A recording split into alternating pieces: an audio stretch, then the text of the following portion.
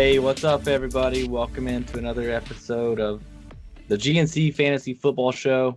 We're here post week one for the NFL season, NFL fantasy season as well, which is what we do. This is a fantasy football show. Exciting week one.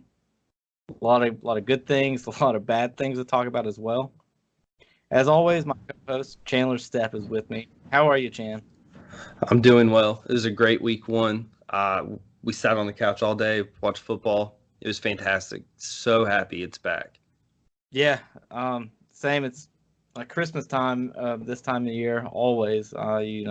Especially if you're a fantasy player, I always talk about it. It's a little bit different if you don't play. But waking up on week one, you're kind of checking your lineups, making sure you don't miss that last second news. Um, Luckily, my Eagles, of course, I was watching them closely. That was the first game I got to see. They really scared me at first. Very nerve-wracking in the Yeah, beginning. absolutely. That was a game that you watched as well, right? Yeah, it was the only game I had at 1 o'clock. Okay. Yeah, so heart attack. They started what was it 17-0? Started down 17-0. 17-0, Yeah. yes. But they seem to be a first or second half team. They're not a whole game team, unfortunately, a lot of the times. But some great fantasy relevance in that game. Djax. Wow, what a performance by Djax. I was high on him. I didn't think, I didn't expect that coming out, especially week one. Thought it would take some time, but yeah, a lot of things to talk about in the show. Unfortunately, we may not get to anything and everything, but we will talk about a lot of things that we think are important, and hopefully we have some fun along the way here. Before anything, we're going to probably my least favorite thing each week is just going through the news, likely injuries as well. I'm going to touch on that, and then we're going to go into our main segment, which this week we're going to do buy and sells, basically what that's going to look like. We're going to talk about, some reactions to week one and whether we're buying or selling on certain things that could happen. So real quickly going in, like I said, Chandler, stop me. If there's something you want to elaborate on, I'll do the same as I go through if I feel the importance. But Darius Thomas traded to the Jets, AB coming in to New England there. I'm not really surprised by this. There's not a lot of room in the outfield there at wide receiver especially. Edelman, AB now, and of course Josh Gordon. I'm not surprised by this at all. Nick Foles, unfortunately, after the big contract with the Jaguars, he is being placed on IR. Now they are saying that he can return later in the season, but they did acquire Josh Dobbs from Steelers. Whatever that's going to do, don't think that's going to be any fancy relevance anytime soon. I will say that Gardner. I can't think of his last name off the top of my head, but he had a hell of a performance. So miss you or beat you? Yeah, he had a very weird last name. I was practicing it before the show, and right then it just left me. I know his first name's Gardner. So he had 18 points last week, and I mean he looked good from what I saw. I just watched highlights, and that had the stat line. So that'll be something to watch maybe going forward. Maybe you can stream him against certain defenses. I will say one thing it does prove is that exactly like last year, the Chiefs defense is someone that you can stream a quarterback against. So if you're like this week, I know I have Lamar Jackson not Lamar Jackson, Kyler Murray playing the Ravens. I'm not really excited about that matchup. So I may be looking to stream that position this week. So we'll see. And I'm talking about our money league. But yeah, Nick Foles out. That's unfortunate. I'm a big fan of Foles. Moving on, Tyreek Hill. He will be out from 6 to 7 weeks. That's very unfortunate for a lot of fantasy owners out there, and Tyreek Hill and the Chiefs. Devin Funchess on the IR as well. Chance to return before the end of season, but really not really any fantasy relevance there in my opinion. Now Tevin Coleman, coach did come out. Kyle Shanahan came out and said that he did have a high ankle sprain, and will likely not play this week. So that's something to monitor if you're a Matt Breida fan, or not a Matt Breida fan, but if you have him on your team, of course, and you might want to plug him in this week.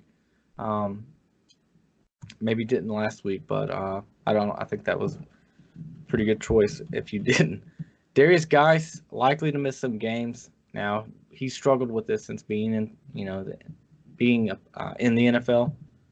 I'm fortunate to see this continue, but he had MRI on his right knee yesterday on Monday.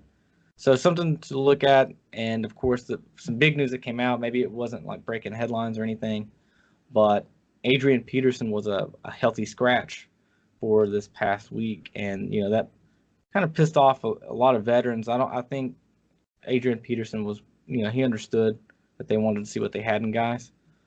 But moving into this week, if this is troublesome as troublesome as it sounds, I think obviously we'll see him active. Yeah, for sure. I mean, Adrian Peterson, I'm really not sure what that backfield's going to look like now, especially if Geis isn't active week 2. I'd like to monitor the situation, see what the beat writers are saying, see if Peterson's getting first team work in practice. He could potentially be a guy that you could plug in there, especially if you're struggling at that RB2 spot. Definitely keep your eye on that situation. Right. Which I don't think either one of us were really high on Geis coming in. That, I mean, if I knew his health situation, that may change. It's just a fact that it's just too big of an unknown. On Adrian Peterson on that side, though, last year we saw him come in, and I think, like you said, that could be a situation where we see something similar like that. But Sterling Shepard was evaluated after the game for a concussion.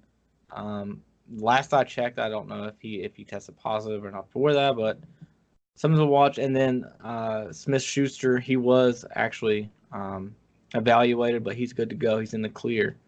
And the big news that struck over the weekend, right before the season, was Antonio Brown. I kind of touched on it earlier. Antonio Brown going to the Pats. I don't really think there's anything we need to talk about there. That's huge, not only for any Antonio Brown owner, but also the Patriots. I mean, you're playing him in your lineup. Yeah, and if you're an Antonio Brown fan, with the concern you had while he was on the Raiders, what that was going to look like, him going to the Pats now probably eased your mind. I mean, it's going to take him a second to get incorporated into the offense, but Tom Brady looked great. That passing game looked absolutely incredible between Dorsett, Josh Gordon, Edelman. There's going to be a lot of mouths to feed, but that passing game is alive and well, and Brady looked phenomenal. So if you're a Brown owner, you can sleep at night is what I'm thinking. Yeah, I wouldn't.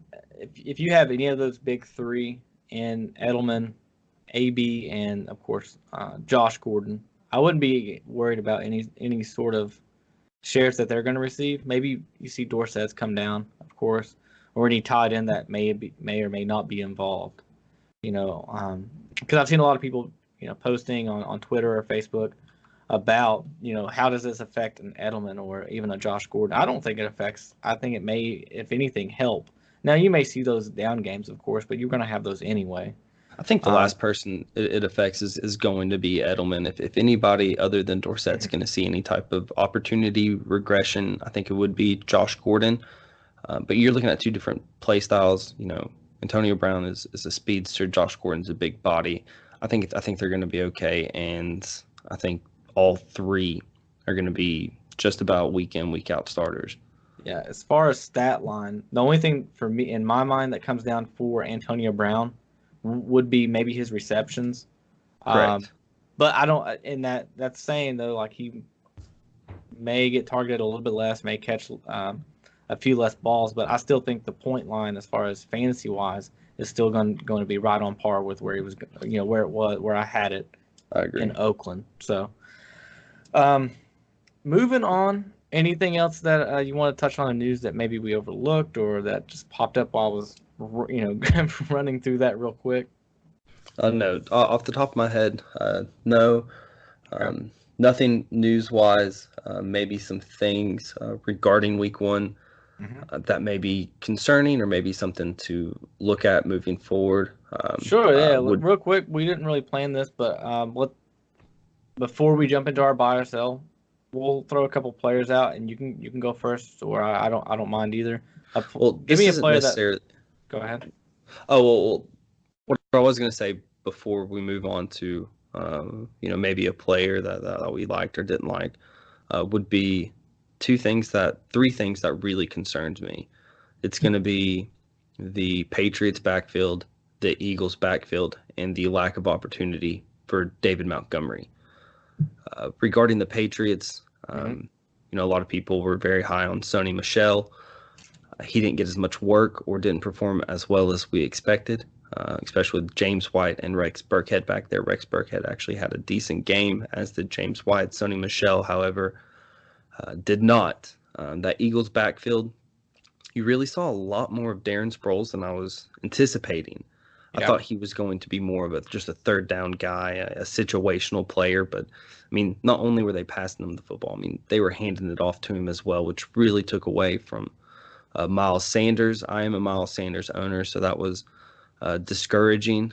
He did have 11 or 12 carries. They just didn't really turn into anything. And then David Montgomery with 6 carries was probably the biggest shock. He was going very high. He was high on everybody's draft boards, and the lack of opportunity that he received to me was mind-blowing. Yeah, I think the only one that does surprise me out of all of those truly really would be the Pats backfield in Sony Michel. I think that's going to improve moving forward. I don't really know what happened the other night with that. That was a little odd. But with Miles Sanders and Montgomery, both, at least in my mind, for the first couple of games. Now, Montgomery, yes, more surprising, more so than Miles Sanders. Correct. But at the same time, coming in his first game, I still sort of, in my mind, expected them to lean on, the veterans there in Cohen and Mike Davis. Right. Mike Davis came out, he got like the first or second snap, which, all of those fantasy owners who have Montgomery, they're thinking, what the hell is going on here? Put the talent out there. No, I agree. Yeah. And Miles Sanders, go ahead. Oh, I was going to say, to touch real quick on the Darren Sproles, absolutely right. I am in dire need of a back right now in my dynasty. I did a startup dynasty over the summer, drafted Melvin Gordon, and my backfield is just hell after that. So I actually put a bid in for Darren Sproles. Threw a $10 bid on him. If I get him, I'll be plugging him in my lineup this week. But either way, I'm still not happy with that. No, and I'm sure. I mean, dynasty league waivers and free agent market are bare. Like I said, I am a Miles Sanders owner. Now, we've discussed this whole time that we do expect it's going to take some time before Miles Sanders, takes hold of that backfield. However, I was anticipating anywhere between 8 to 13 points from Miles Sanders this week. I got 3.4. I ended up actually losing my fantasy matchup by 2 points. And I'm solely putting that on the lack of performance by Miles Sanders. Very concerning. For the most part, my team, I scored in the top 5 this week. So I'm not concerned about my team as a whole, but that particular position, I don't have very many people on my bench to plug into that situation. So I really, really hope that Miles Sanders can there wasn't do really something soon. Unlike the wide receiver position, there wasn't really a week 1 pop-off running back that no one saw, or that, you're going to go out there and grab or spend any fab money or waiver priority. Yeah, exactly. I mean, if anything, if anything, the running backs performed as expected or failed to live up to the hype. Yeah, and the reason I think that with Sony Michel, if you you are an owner out there, you have any shares of that, I don't really think you have to worry moving forward. Now, he's not my favorite RB2 that you can have, but I do see him still as a true RB2 moving forward. He had 15 carries last game, so obviously that means that the Patriots are, as far as a workhorse goes for the Patriots, Sony Michel is that back. So, I think you have to kind of weather the storm. That is week 1, maybe even week 2 moving through. But I think you can expect a hell of a lot more points than 2 points or whatever it is that he put up in week 1. But real quick, moving forward, real quick, I want to touch on a couple of players too. So just week 1 reactions before we jump into our buy or sell. Austin Eckler's performance, wow, outstanding. incredible. in PPR, which is what most of our leagues that I have and you have are run on. 39 over 39 points. And that's on 12 carries. Most of those, coming from his receptions and reception yards as well as touchdowns with 2. Another one that popped off in the same offense was Keenan Allen. So, I mean, very happy if you're a Keenan Allen owner. Year in, year out, that's one player. Like, I'm a big fan of Allen outside of fantasy even. I love to watch him play. But he always concerns me because sometimes he will give you those nuggets. And you just wonder if sometimes, like, they hold out some injury news or something's wrong because sometimes he's just out there and looks like a decoy and you don't know what the hell happened. This was not one of those weeks. He looked great. So those are 2 players that really exceeded expectations, at least in my mind. Of course, on the other side of that, just to mention one more, you mentioned 3. Davante Adams was someone like I think you may have talked about earlier, just briefly. But yeah, that was that whole offense was just horrible looking. I mean, that was a defensive game, and you're playing the Chicago Bears, so that's just tough. Right. And he had that matchup with Kyle Fuller, so we knew that was going to be tough going in. I think we still expected a little bit more production, but clearly, if you're Davante Adams owner, you're not concerned. No, I'm not really. Don't tilt yet. At least wait until week 2 to. Go fishing with your week 1 draft pick, or excuse me, your round 1 draft pick. But yeah, I wouldn't be concerned at all.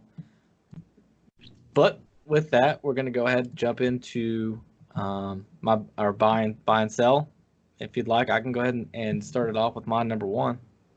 Yeah, before you do that, regarding players drafted in the top 4 rounds. What was your biggest surprise, either good or bad? So for me, it would have to be James Conner. We didn't really he was one of those players I wanted to talk about earlier in those 3 players. But with that draft capital, and he's not someone that I think you have to worry about moving forward, but that week 1 performance, seeing how that looked, it didn't look great. It was very unexpected, as was the Steelers. We didn't expect them to perform that terribly. But he was averaging just like I think 2 yards a carry on. He had around 10 or so carries. I don't think he topped over 25 yards on those carries. He was involved even in our league, which is again PPR. He did have I think 4 receptions, caught all 4 of the balls, averaging 10 yards reception on those, but.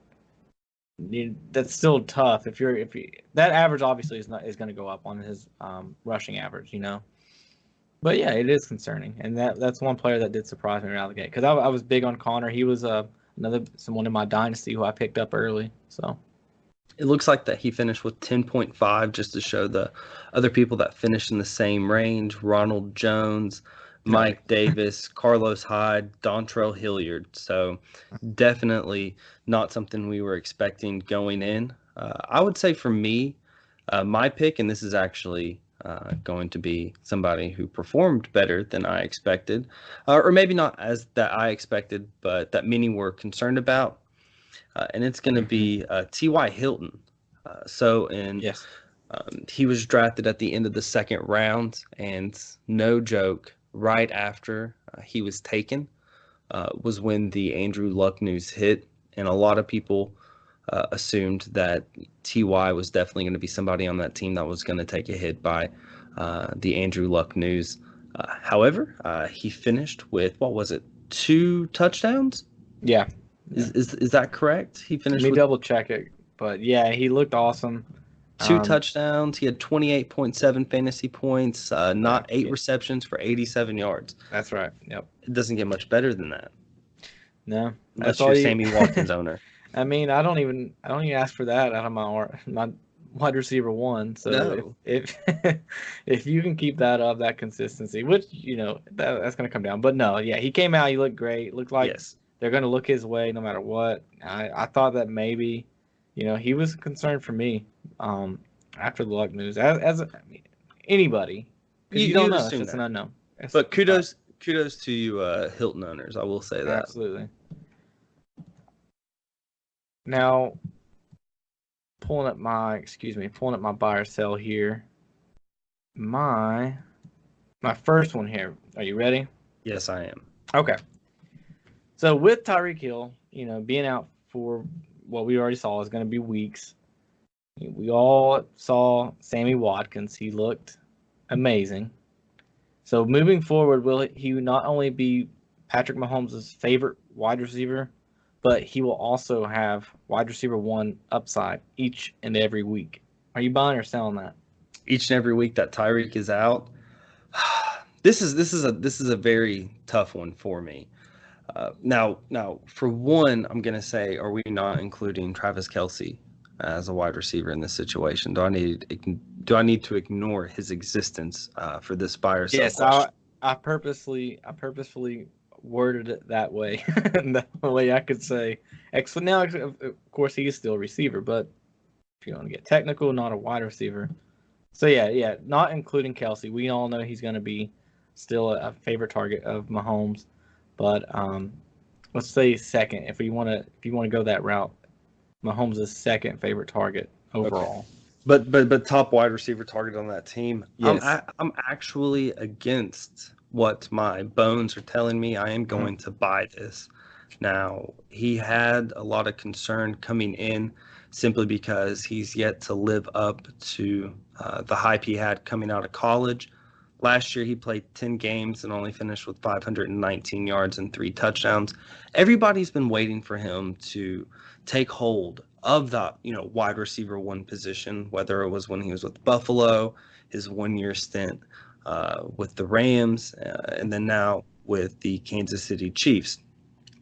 However, he absolutely exploded on Sunday. He had, what was it, 9 receptions, 198 yards, and 3 touchdowns. I mean, you even take away 2 of those touchdowns, and he still had a fantastic day. I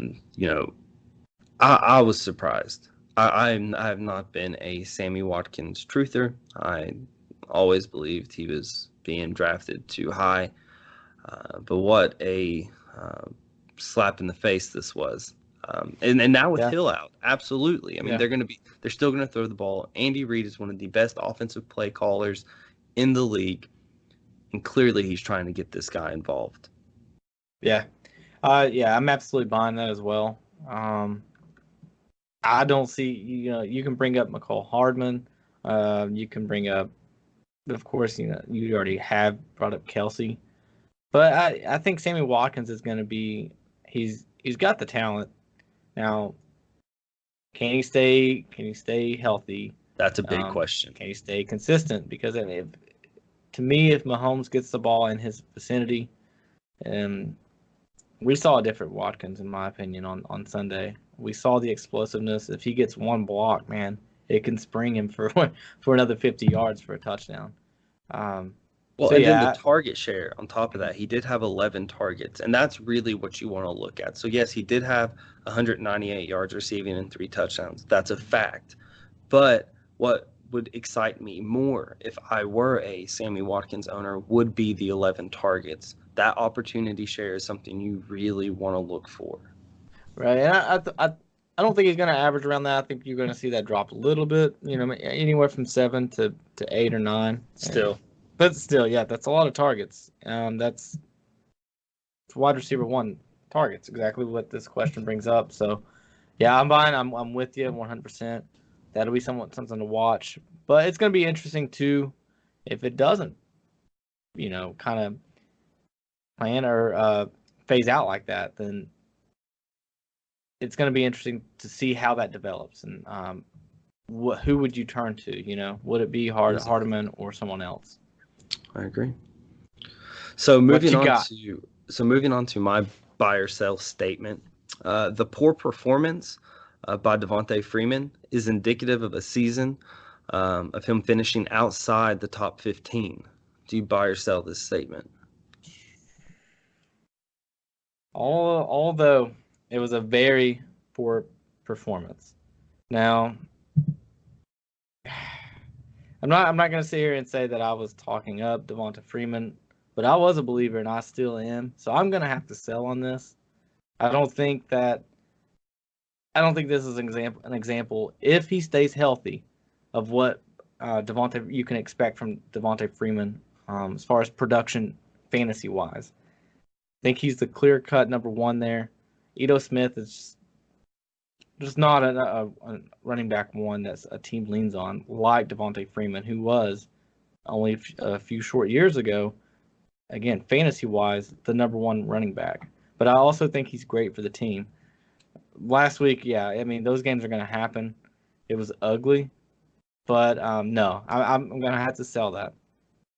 Yeah, I actually sell it too. I do know I saw a lot of things on Twitter. A lot of people are actually very disappointed in his performance, as they should be. However, it is not time to jump ship. The Falcons as a whole did not perform as expected, and they faced up against a Minnesota defense that is just stout. I mean, there's just no other way to put it. My issue with Freeman has always been, can he stay on the football field? If Freeman is healthy, I am a Freeman truther. He is very talented, and as long as he's healthy, I don't think you should have concerns. It is week one. We're not going to sit here and overreact to this particular performance. We know the type of running back he is. We know the type of guy he is. What was it? You said 3 years ago he was the number one fantasy running back? Is that right? Three or four. I think it was 3, yeah. Yeah. So not only do I think that he's going to have a bounce back performance, but also I believe the Falcons are going to have a bounce back performance as well. Week 2, the Falcons do play the Eagles. Now, the Eagles do have a stout defense, and I'm not going to say that the Eagles are worse than Minnesota because I clearly don't believe that. But I think week 1 it was just one of those games. Very little preseason action. Now they can go back, watch tape, see what they did right, see what they did wrong. I do anticipate a bounce back performance, at least offensively, from the Falcons and Devonta Freeman for sure. And here's the thing too, just to bring up before we move on Devonta Freeman. I was looking at some stats. I couldn't think of how many carries he had because I hadn't really looked at that stat line yet. I did pull it up. He only got 8 rushes. Now that's only 8 attempted carries. Now of course he only produced 19 yards on those, which that's not production you want either. As far as receiving goes, but they lost 28-12. So you got to think about they were playing personnel from that was out there, the plays that were called. That's going to affect the fantasy player as well. Game flow. Exactly, and I think we're going to see a completely different Devonta Freeman moving forward. I do too. All right, so pulling up my next one here. Okay, it is the huge game for Ekeler means it's safe to go ahead and drop Justin Jackson. Asking for a command. I hate it. I totally don't have Justin Jackson on one of my teams. I hated this one. So my initial reaction is to sell this statement, meaning that it is not safe to drop. That's what I want to say as well. That's what I've been saying to myself all day. But I want to. There are players, Chandler, on the waiver wire, though. Yeah, when you dive into the stats, and I'm an opportunity guy, so your player may not perform well, but if the opportunity is there, I am comfortable with riding him until he proves that he is simply not talented. He had 6 rushing attempts, but they did go for 57 yards. Right. But he only had 6 rushing attempts. Now, I don't think Ekeler's performance correlates to dropping Justin Jackson unless you have them both on your team.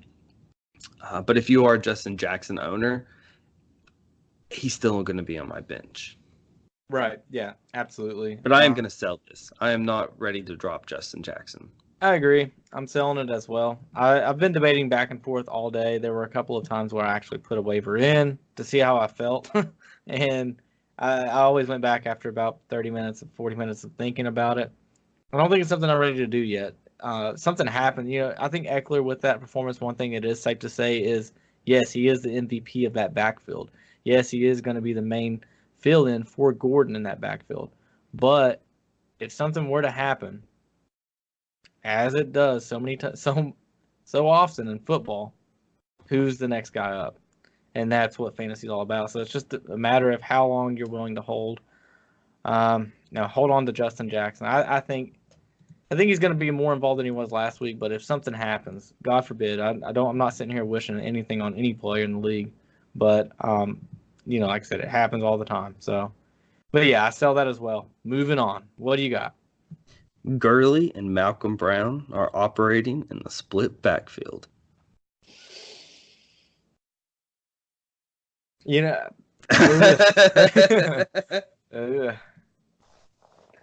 is a good one. I'm gonna sell.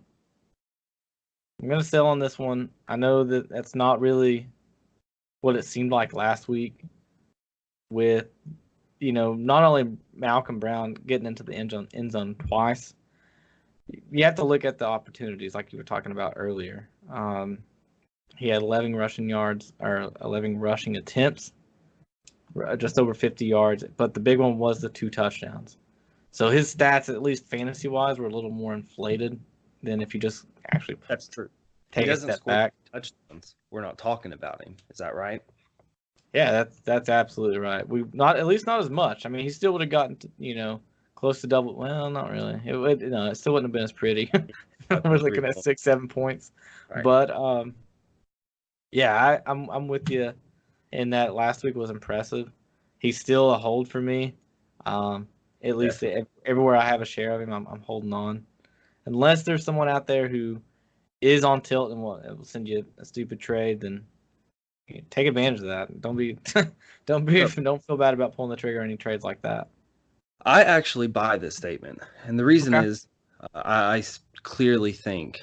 Do not get me wrong here. I 100% know for a fact that Todd Gurley is the more talented running back by far and away. Sure. He did only have 14 carries, and this is something that we were all concerned about with Todd Gurley coming into the season was what type of workload was he going to receive. And I do think this game is a precursor for what's to come. He had 14 rushing attempts. He only had 1 target in the passing game. Now he had 97 yards on 14 rushing attempts. Well, that's because he's Todd Gurley and he's one of the most talented running backs in the league. But if I'm a Todd Gurley owner, I do not enjoy seeing 11 rushing attempts by Malcolm Brown. And I think you're going to see a lot of this. I think you're going to see a lot of Todd Gurley and getting spelled by Malcolm Brown. I think Darrell Henderson, as me and you both were assuming or trying to pick apart in the preseason, was Darrell Henderson's not going to be a factor. And that's something we really harped on, at least twice, talking about how he was getting so much action in the preseason and Malcolm Brown could be indicative of, of that.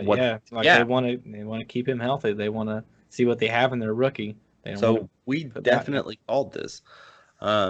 So kudos to us. We did something right finally with all that we've gotten wrong. With everything we've gotten wrong, we've gotten one thing right. But yeah, I know I buy this statement. I think this is going to be a split backfield. I think you can definitely see Malcolm Brown hitting that 11 to 13 carries a game mark and Todd Gurley staying below that 16 attempts. Okay, so with that, I'm going to run through a couple of scenarios with you. So from what you're saying, would you consider in some lineups, depending on who you had, Malcolm Brown to be potential flex play, even this week, as early as this week? I mean, just to make you feel more comfortable on that, let me just give you some ifs, ors. Or not if, ors, excuse me. Him or Malcolm Brown. So Malcolm Brown or, say, Adam Humphries. Malcolm Brown. Malcolm Brown or Matt Breida. Opportunity. Breida's probably an RB2 this week, though. I would say with McKinnon news prior to the season, the news on Coleman not playing, I mean, Breida's going to get all the work, potentially hitting that 20 touch mark. That one doesn't count. I'll retract that. Brown or LaShawn McCoy? Brown. That was a tough one. That's so hard. I like it. But, one more. Brown or Phillip Lindsay? Pass.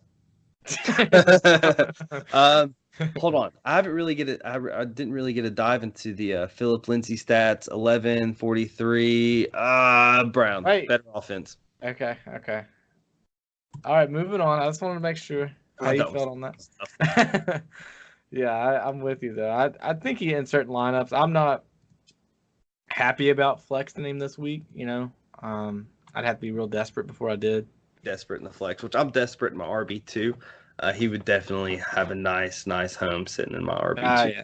We've already tried that. That's not what this is for. Moving on. Even with 2 running backs getting double-digit carries and points, fantasy points, in PPR formats in week 1, what you're going to see in the Kansas City Chiefs backfield each week whenever you put someone from that backfield in there is going to be nothing short of a shot in the dark each and every week.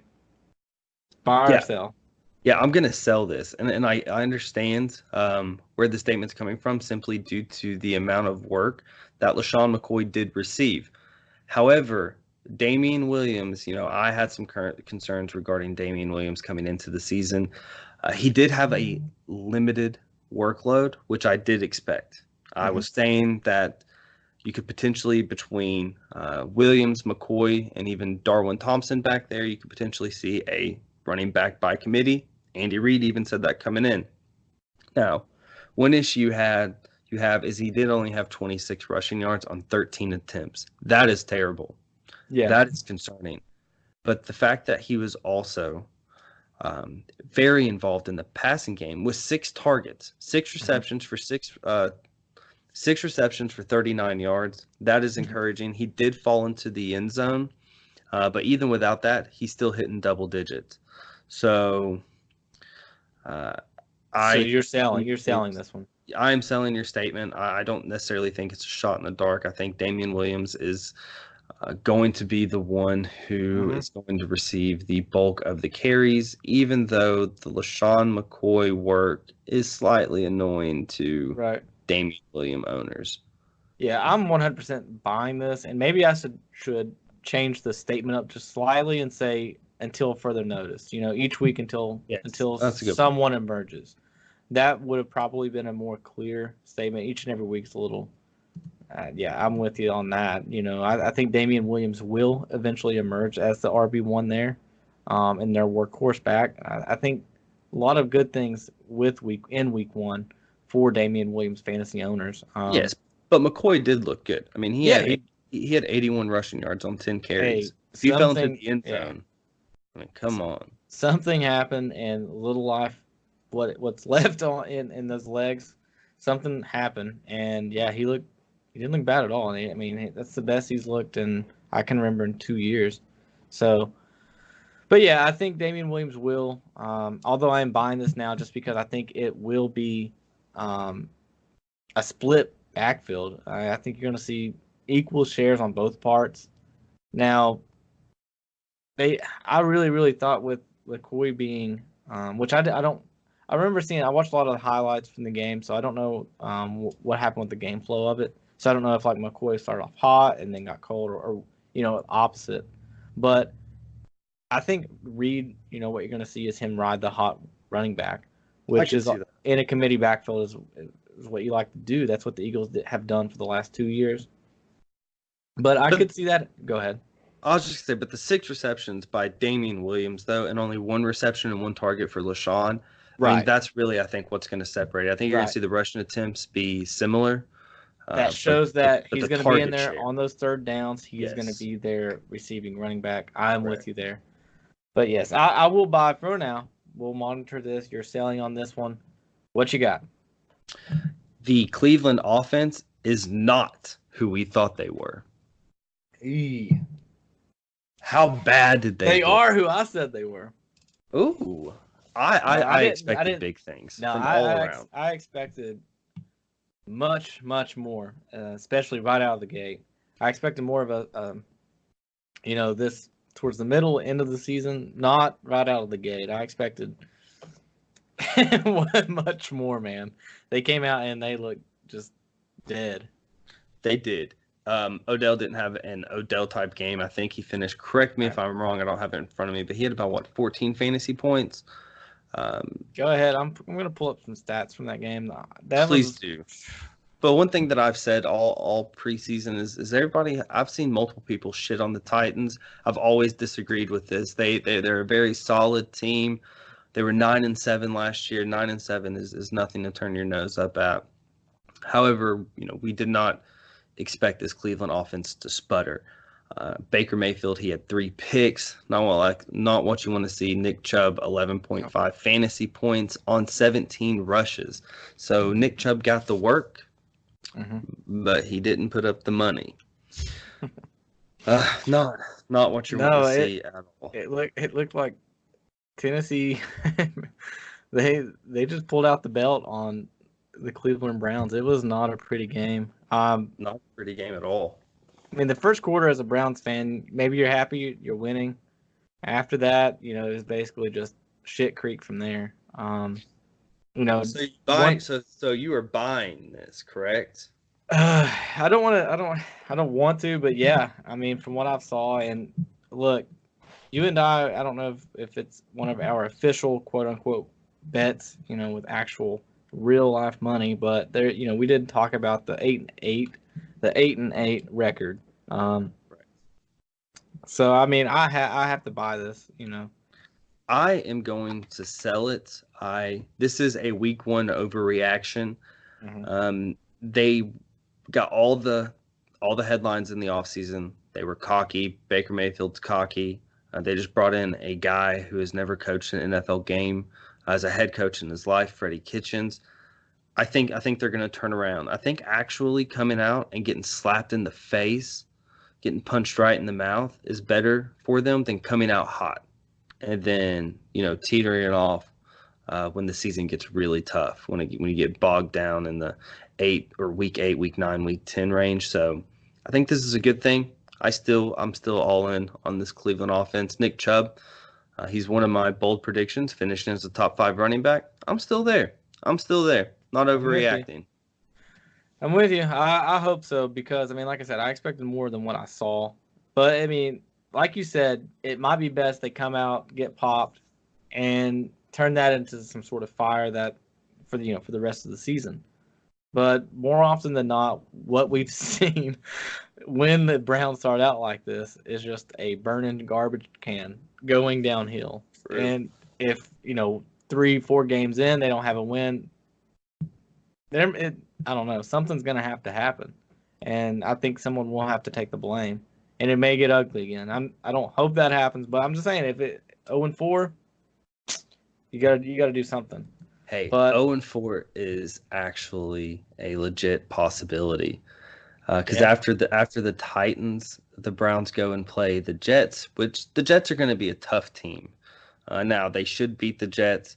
But following the Jets, they have the Rams and then the Ravens.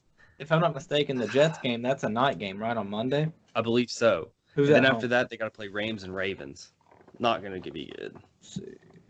Are the Jets at home? I know that. I mean, yeah, the Jets are at home. There's a lot of places that's an advantage, and I really do think being at the New York Jets is a big advantage for the Jets. Some like I said, some places more so than others. And I think the Jets are one of those teams. So yeah, it's not gonna be an easy game. But don't freak out. The Browns have a front-loaded schedule. They play the Jets, Rams, Ravens, 49ers, and Seahawks. At the very least, very tough slate. Be patient. So you're selling this. I'm buying what you said. And just to restate what you said, basically is the Browns are who we thought they weren't. Or the Cleveland offense is not who we thought they were. I thought they were huge, great, big. I am selling that statement. I think they're going to be good. Be patient. Moving forward, though, like next week, at the very least, we hope to see some production out of their, the capital that you spent in the draft in the Browns team. I would think so, at least, especially with Baker Mayfield. Not spectacular at all. Odell Beckham, you always expect him to be in that top 5 range. Clearly, I mean, week 1 though, there was some wildness in that wide receiver top 5. But yeah, we'll see. It's going to be interesting to see how it develops. Moving on, this is my last one here. This is kind of more of a general one, and I think this is going to just bring up a good conversation about this position. It's most of the time overlooked, has been for the last 2 years. But last week, over 15 tight ends actually reached double-digit points, and that's in PPR formats. That's why a lot of people like to play in PPR formats. But this trend does continue. Are you going to buy or sell that? I'm actually going to sell this. I think in week 1, tight end is a great safety net. I don't think that trend's going to continue. I still think the tight end position is scarce, especially when you get outside your Kittle, Ertz, OJ Howard, Kelce range. I do like Mark Andrews. Mark Andrews is definitely a guy whose production I believe will continue, maybe even with Hawkinson. However, no, this is over 15 tight ends. I am selling this. That's too many for me to buy. Maybe if this said over 8 to 10, I could potentially buy into it. Over 15, sell. Okay. I got you. I want to buy this, but yeah, I don't think that number continues. I don't think we'll see. I think there'll be a lot more weeks than not with, not that many. I'm thinking maybe 7, if that, in double digits, more weeks than not. But just to bring up another fact, or, kind of a cool stat, 1, 2, 3, 4. I'm counting here. Looks like around 9, maybe 10 that had 7 or more targets in week 1, at least 6. So I mean that's huge for a lot of offenses. So maybe we are seeing sort of a shift, but yeah, it could be an absolute just moving forward. So, but yeah, one player that I want to mention at this position that does excite me is Darren Waller. Not only because of like what I saw in him, but what I've heard people saying about him. Especially John Gruden coming out. I know you kind of have to always take it with a grain of salt, but you hear nothing but good things about this kid, and you have to root for him after watching and hearing his story on Hard Knocks. But he looked good. Don't know if you saw any of his plays. Yeah, he looked really good. So I'm excited to watch him moving forward. Old man Vernon Davis. Wow, what for the first touchdown that I saw. Yeah. For the 2019 season could not have been more incredible. Hurdles a guy, breaks a tackle, takes off, cries after because I think his grandfather passed the night before. What an incredible! I thought he got hurt. No, what an incredible performance. Yeah, I was so busy being pissed off, cussing that I thought he was injured. Lois just said to me, who's my girlfriend, she was like, "Yeah, I'm pretty sure he's hurt. He looks like he's crying," and more bad words came out of my mouth. So I didn't know that, but at the same time, I didn't expect it at all. It was a wild play. It looked like the Eagles. Looked like he gave everything he had on that one. Yeah. It looked like it's just like, I don't know. They thought they had him out of bounds, and the play after that was just Vernon, man. He turned on the burners. He still had some speed there. Yeah, he did. A couple other players, of course, Kittle. You were happy if you were a Kittle owner last week. I think you're going to see those points come off in PPR right around the 13 mark, because that's not why you drafted him. You drafted him for his that's his floor, I think, is right there at that. But you drafted him for those 18 or more point games. Evan Ingram, great performance, came out 28 points. He was number 1 last week as far as tight ends go.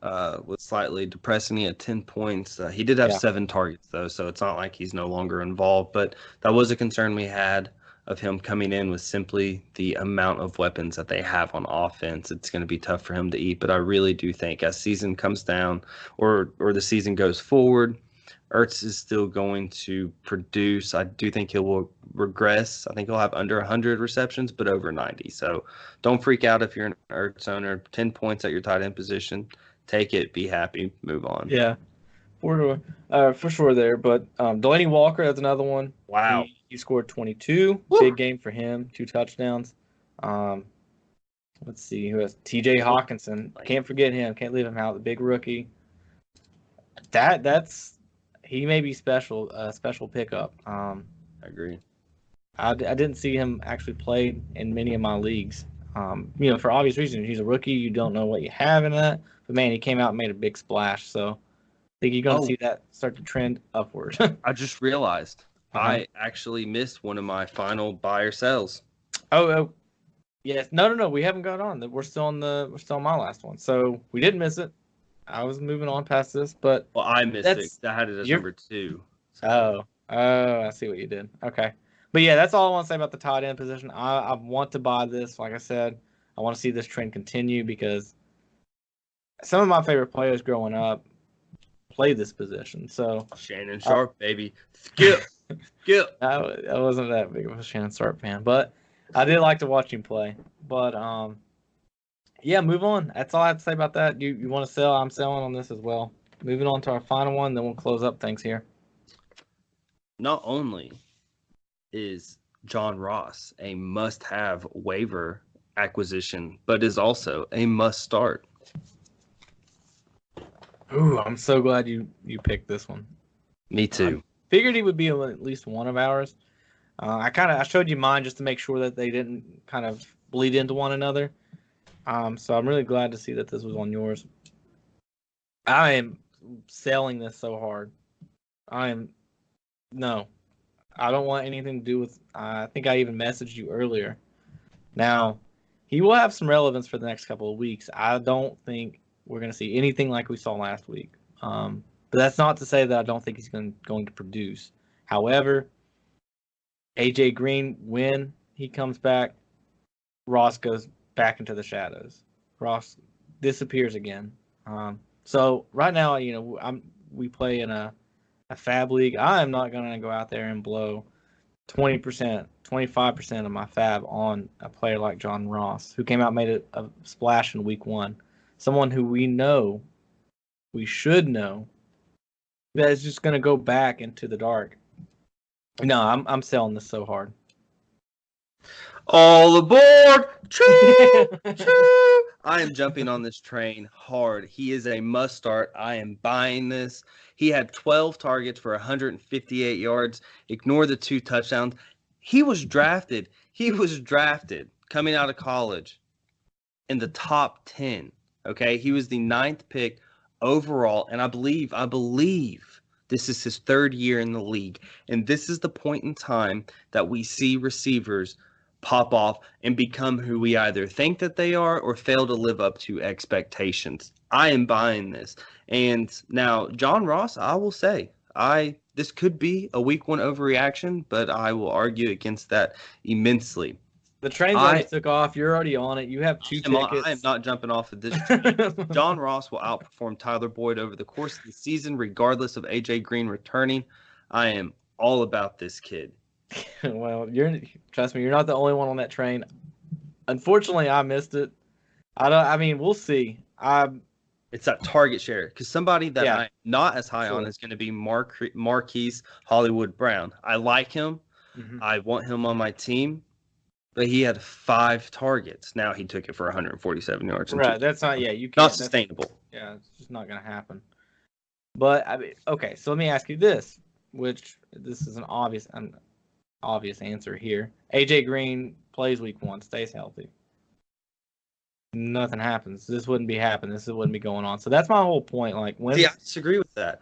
I think based off what we saw, okay. So maybe because AJ Green is gone, John Ross, that's why he gets 12 targets. But with AJ Green there, why is that not 6, 7, 8 targets still? Could be, but it could also mean no touchdowns. Maybe less yardage. I mean, there's a lot of things. I think Tyler Boyd has shown that he is hurt without AJ. Okay, he needs AJ there to take away that number 1 defender. I think that's almost a better question. Can he step up and be that wide receiver 1 with AJ out? Look, and Boyd has not done that yet. No, and the thing is, I still like him. He had a terrific target share. He did have 14.3 points. That's what you like to see. 60 yards, 8 receptions. I like it. I'm not afraid of Boyd. I'm not saying Boyd is trash. I was slightly shocked by how the Bengals performed. I mean, they really, really put up an incredible fight against the Seahawks. But I think we can agree that the Bengals are going to be playing from behind week in, week out, just about, you know, and because of that, they're going to be throwing the football. John Ross is going to be involved. I'm pretty sure, and I hope I'm not wrong, pretty sure this is his 3rd year, and he was drafted as a top 10 guy. I'm all about John Ross. If he's going to break out, he's going to break out this year. Let's go, baby. Yeah, I think you're right. This is his 3rd year. He was a guy that came out late last year, and maybe it was more the middle of the year, like weeks 10 and on, I think. But someone that kind of popped off out of nowhere, and he was a big waiver grab last year. This year looks like that's going to happen. I think he's going to be 100% gone after week 1. Hey, we'll keep track of it. We'll keep track. Sure. I'm excited to see who gets him in our league. And don't get me wrong, that doesn't mean I didn't put a waiver claim in for him. Oh, speaking of keeping tracks, so let's move on. Our bold predictions. So anything else on the takes of the buy and sells that you want to touch on? No. I think I'm done. I am too. The last thing we said that we were going to keep track of our bold predictions throughout the year. I'll do mine real quick. My first one was David Johnson to break the all-time reception record for a running back, which is 107. He had 6 receptions week 1, so he looked very involved there. So yeah, I mean, I'm still, that's still a possibility. He didn't have 2 receptions. He didn't have 1 reception. He had 6. I like it. My second one was Nick Chubb, top 5 RB.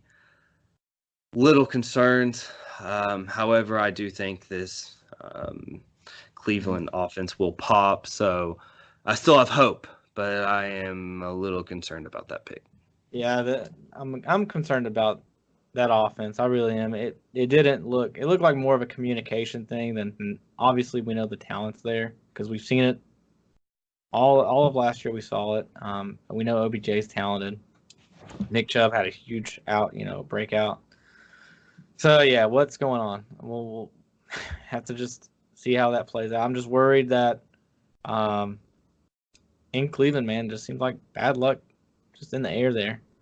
But yeah, on mine, was that both of yours? That was both of mine. Please go right ahead. Yes, on mine, both of mine were quarterback related. The first one was that Carson Wentz would finish as the number 1 overall fantasy quarterback, and that's just in standard 4-point passing touchdown leagues. Right now he's at 8, so I'm not too sad about that. Props to Lamar Jackson being number 1 up there this week. And then my second bold prediction was that Kyler Murray will finish in the top 5 at the end of the fantasy, or as a top 5 fantasy quarterback at the end of the season. He's sitting at 11. I'm not in bad shape still. So maybe even arguable a little bit better than you are right now, especially with the Nick Chubb thing. But yeah, Kyler, watching him play, very rough start, man.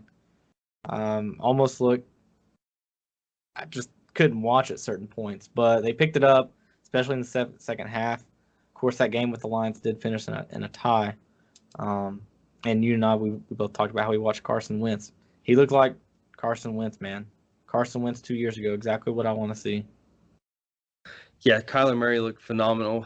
Came out very shaky. It was the tale of 2 halves, man. Yeah. But yeah, I definitely feel confident with that Kyler Murray pick, especially if he can remain consistent. I mean, if he's putting up 22 points week in, week out, then you got a great shot at landing that. Yeah. So yeah, great week 1. I'm with you. A little surprised. I wanted to ask you see how you felt about doing it next week, maybe, because we had talked about doing it on a show. So maybe we'll do a smaller session, do 2 shows next week, one our typical fantasy show, and then maybe like a 20-30 minute session. Toss some money out and do some bets.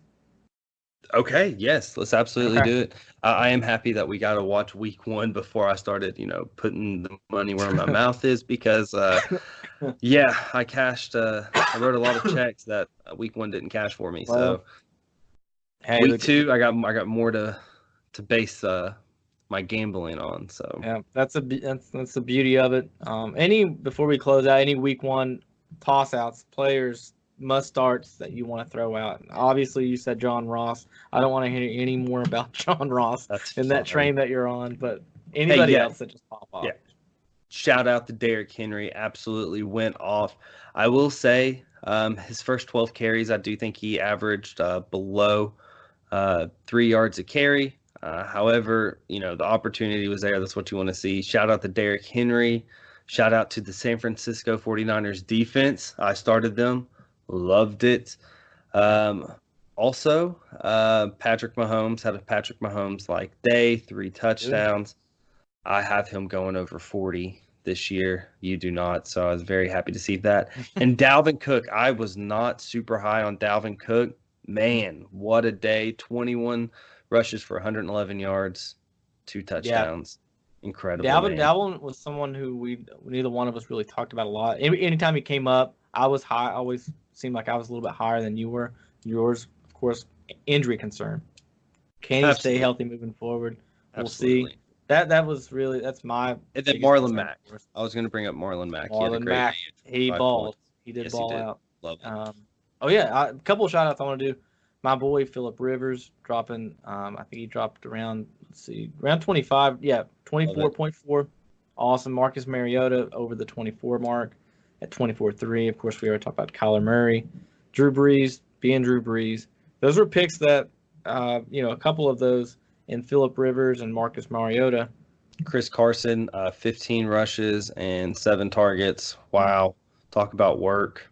Yeah, I like it. I was some people were a bit lower on Carson. I was kind of in the middle. I wasn't too high, not too low.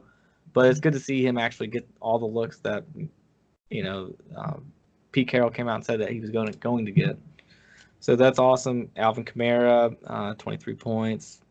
Lev Bell, that was a big question mark for both of us.